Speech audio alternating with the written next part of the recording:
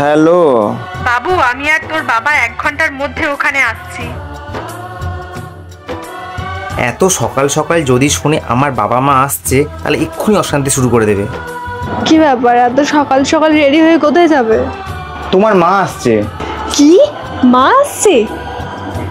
একটা কাজ করো, তুমি বরং তাড়াতাড়ি বাজারে গিয়ে নানান রকম সবজি আর একটু পনির নেবে। আমিও উঠে পড়ে তাড়াতাড়ি ঘরগুলো গুছিয়ে নিই।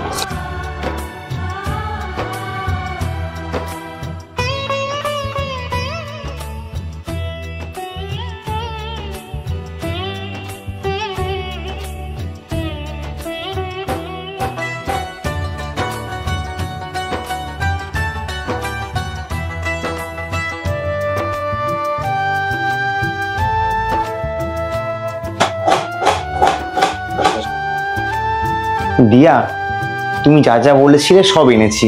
নিয়ে চলে এসেছো? আমি ভাবছিলাম এক্ষুনি তোমাকে ফোন করব।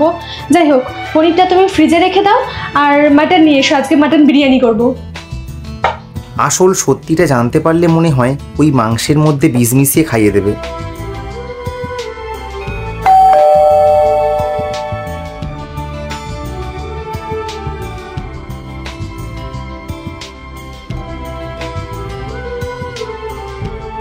থাক মা। ভালো আছো? হ্যাঁ মা। বাবু কোথায় গেছে? ওকে তো দেখতে পাচ্ছি না।